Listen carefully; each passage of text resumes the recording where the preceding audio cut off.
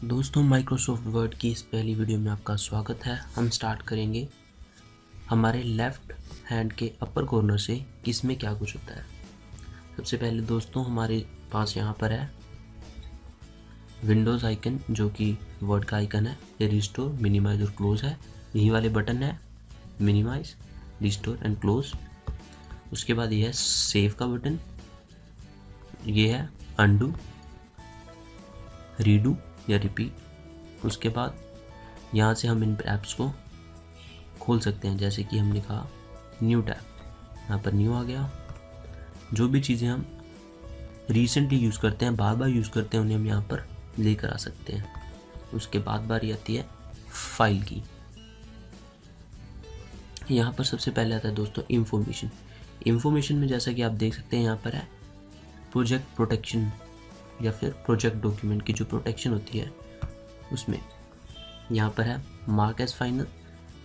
इसके बाद इसको यूज़ करने के बाद हमारा जो डॉक्यूमेंट है वो मार्क एज फाइनल हो जाएगा कि इसके बाद इसमें कोई चेंजेस नहीं आएंगे। हम इंक्रिप्ट कर सकते हैं डॉक्यूमेंट को पासवर्ड के साथ। एडिटिंग को रिस्ट्रिक्ट कर सकते हैं कि एडिटिंग हमारे डॉक्यूमेंट की इसके बाद नहीं होगी।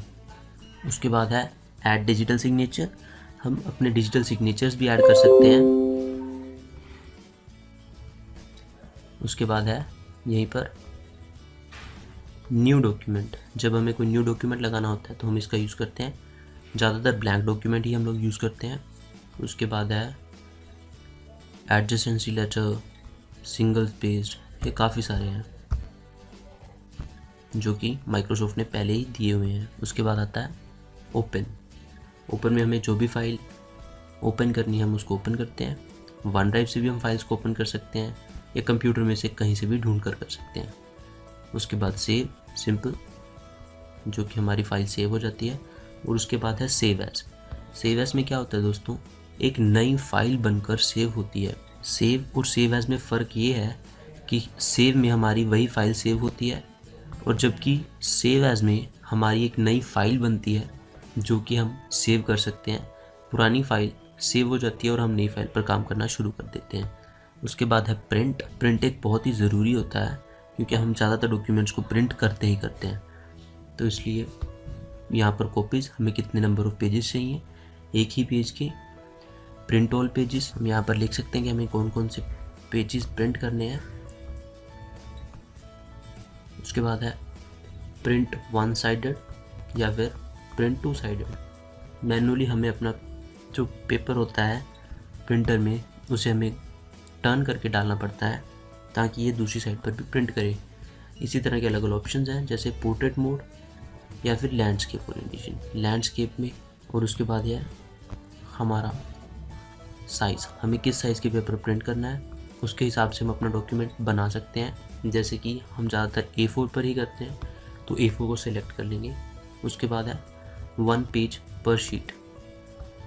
इसमें क्या है दोस्तों, हम अपने प्रिंटर को कमांड दे सकते हैं कि हमें एक पेज है जो हमारा यहाँ पर डॉक्यूमेंट का एक पेज है वो आगे एक ही पेज पर प्रिंट करना है, या उस पर हमें 2 पेजेस प्रिंट करने हैं या 3 या 4। इसी तरह से हमारा साइज़ छोटा होता रहेगा। ओरिएंटेशन को भी पोर्ट्रेट कर लेते हैं। उसके बाद है शेयर। शेयर का ऑप्शन, इनवाइट पीपल।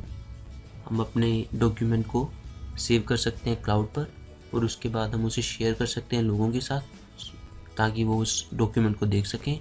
उसके बाद है ईमेल। हम किसी को भी ईमेल कर सकते हैं, एक्सपीएस डॉक्यूमेंट बनाकर, PDF बनाकर या फिर सिंपल डॉक्यूमेंट। उसके बाद ऑनलाइन प्रेजेंट करना है तो हम ये भी कर सकते हैं और हम ब्लॉग पर पोस्ट भी कर सकते हैं डायरेक्टली यहीं से। उसके बाद है एक्सपोर्ट। एक्सपोर्ट होता है दोस्तों कि हमारी जो फाइल है वो doc फाइल बनेगी, उसे में एक्सपोर्ट करना है किसी दूसरे फाइल फॉर्मेट में, जैसे कि PDF, पोर्टेबल डॉक्यूमेंट फाइल और XPS डॉक्यूमेंट में। तो इसको बस हमें सिंपली एक्सपोर्ट करना होता है। इसका एक और भी तरीका है, वो भी मैं आपको बता दूंगा। उसके बाद है क्लोज। सी, अभी हम फाइल लगा लेते हैं ब्लैंक डॉक्यूमेंट। दोस्तों इसके बाद हम आ जाते हैं होम पर। इसमें सबसे पहले है फ़ोन। यहाँ पर लिखा हुआ है फ़ोन, हम देख सकते हैं। इसका मतलब ये है कि फ़ोन से रिलेटेड हमारी जितनी भी चीज़ें होगी वो हम सभी यहाँ से कंट्रोल करेंगे। जैसे कि मैंने लिख दिया how are you question, and अगर मैंने इसको सिलेक्ट किया, चेंज करना चाहूँ सबसे पहले, जैसे कि मैंने ये कर दिया, उसके बाद मैं इसका साइज़ छोटा बड़ा कर सकता हूँ, बोल्ड कर सकते हैं। इसमें वैसे बोल्ड चलेगा नहीं, इसमें दिखा, बोल्ड कर सकते हैं, हमें इटैलिक कर सकते हैं, अंडरलाइन कर सकते हैं, डबल अंडरलाइन, और ऐसे ही अंडरलाइन के अलग अलग ऑप्शन हैं हमारे पास। उसके बाद है बीच में से कट करने के लिए, कि ये हम यूज़ करते हैं कि ये चीज़ गलत लिखी गई है, छोटा बड़ा। यहाँ से हम अपने फ़ॉन्ट का साइज़ बढ़ा सकते हैं, कम कर सकते हैं, सेंटेंस को लोअर केस या अपर केस में चेंज कर सकते हैं। उसके बाद यहाँ पर है इफ़ेक्ट, हम अलग अलग इफ़ेक्ट दे सकते हैं, जैसे कि शैडो इफ़ेक्ट, ये हमने शैडो इफ़ेक्ट दिया है। ये 3D इफ़ेक्ट है, क्योंकि ये सारा का सारा सिलेक्ट नहीं है, इसलिए इस पर पूरे पर इफ़ेक्ट नहीं आ रहे हैं। देखिए 3D इफ़ेक्ट आ गया। कलर, हम कलर चेंज कर सकते हैं फ़ॉन्ट का, अभी दिखाते हैं। फ़ॉन्ट के बैकग्राउंड का कलर चेंज कर सकते हैं, यहाँ से फ़ॉन्ट के बैकग्राउंड का कलर चेंज होता है, और यहाँ से फ़ॉन्ट का कलर चेंज होता है, क्योंकि हमारा इफेक्ट हमें नॉर्मल चाहिए। तो ये देखिए दोस्तों,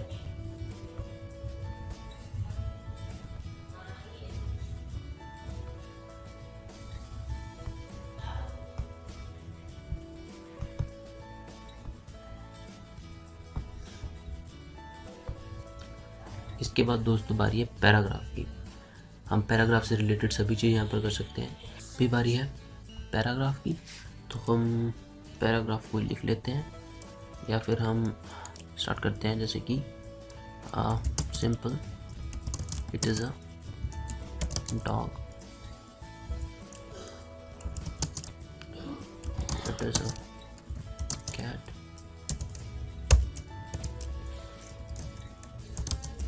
cat is drinking milk,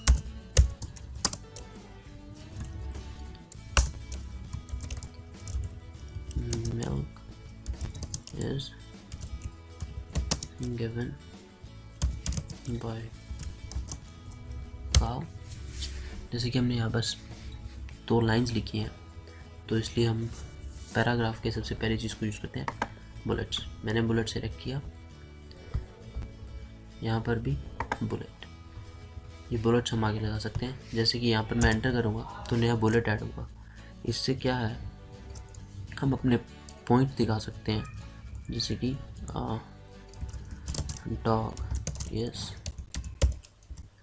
hungry, और काउ इज थर्स्टी।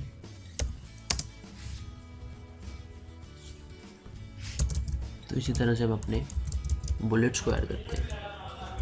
बुलेट्स अच्छा रहता है जब हम कोई भी डॉक्यूमेंट बनाते हैं और हमें पॉइंट्स में चीज़ें दिखानी होती हैं, और अगर हमने काफ़ी सारी लाइंस लिख ली हैं और बुलेट्स ऑन नहीं है, बुलेट्स ऑफ हैं, लाइक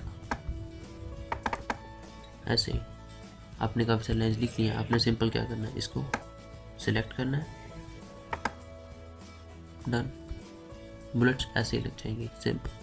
उसके बाद अगर हमें पॉइंट्स को नंबर्स भी देने हैं, या फिर ABCD किसी भी तरह से कोई भी स्पेसिफाई करना है कि इतने नंबर्स हो चुके हैं, तो हम डायरेक्टली बुलेट्स के साथ वाले ऑप्शन से इसे कर सकते हैं। उसके बाद है हमें जैसे हेडिंग को नीचे के नीचे लेकर जाना है, एक के अंदर अगला टॉपिक, उसके अंदर अगला टॉपिक, इस तरह से भी हम कर सकते हैं। बटन टैप के बाद मैं आपको दिखाता हूँ, मैं से ऐसे भी कर सकते हैं। इसे ऑफ कर देते हैं। जैसे कि हमें कई बार कॉलेज में डॉक्यूमेंट्स बनाने होते हैं, जैसे कि मुझे लिखना है कॉलेज का नहीं, तो वो हमें सेंटर से स्टार्ट करना पड़ता है। जो फ्रंट पेज होता है ज़्यादातर वो हमें सेंटर से स्टार्ट करना पड़ता है।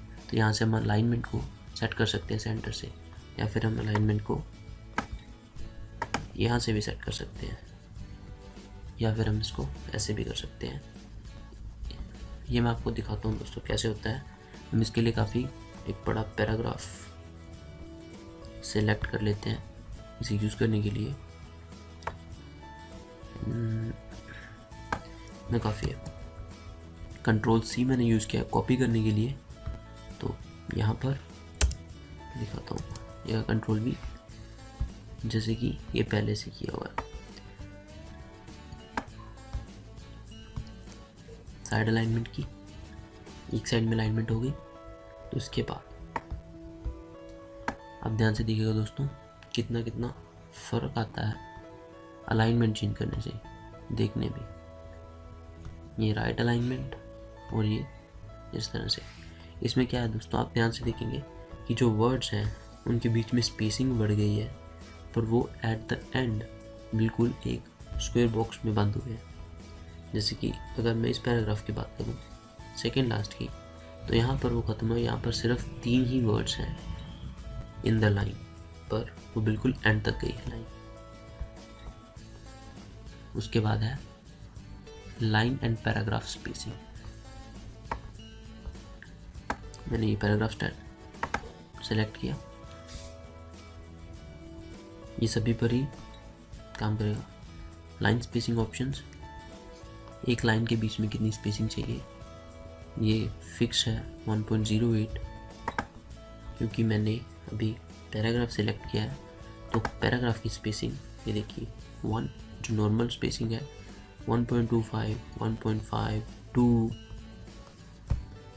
ताकि हम डिफ्रेंशिएट कर सकें हमारे काम को। और उसके बाद है स्टाइल्स। स्टाइल्स में क्या है दोस्तों मैं बताता हूँ। इसमें सबसे पहले है हमारा जो टेक्स्ट है उसमें, ये देखिए जब हम नॉर्मल टाइपिंग करेंगे तो वो इस तरह की होगी। उसके बाद अगर नो स्पेसिंग करेंगे तो इस तरह की टाइपिंग होगी। हेडिंग देनी है, जो कि हमारी हेडिंग होगी वो सारी इस तरह से आएगी। हेडिंग जो छोटी है हेडिंग 2 वो इस तरह से आएगी। टाइटल ऑफ द पेज इस साइज़ का आएगा। तो ये पहले से ही स्पेसिफाइड है, इनको ज़्यादा छेड़ने की ज़रूरत नहीं होती है। इसको ऐसा होता है जैसे कि हम अपना काम कर रहे हैं। मान लीजिए पहले से डिलीट कर देता हूँ, इस लाइन में आए, सेंटर में गया। इसका जो टाइटल होगा वो क्या होगा, ग्रीडी डॉग, क्योंकि हमने वही स्टोरी उठाई है। ये टाइटल आया ग्रीडी डॉग, मैंने सेलेक्ट किया सेंटर लाइन ग्रीडी डॉग, ठीक है।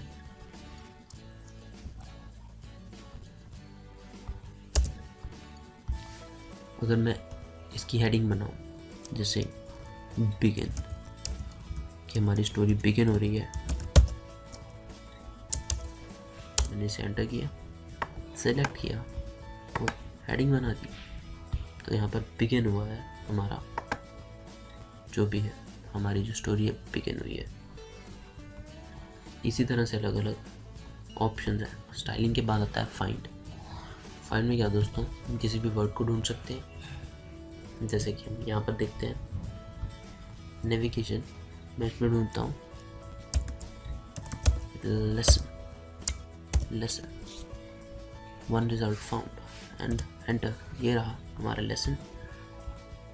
और उसके बाद है रिप्लेस। अगर मैं रिप्लेस में जाता हूँ तो मान लीजिए मैं लेसन को रिप्लेस करके कर देता हूँ चैप्टर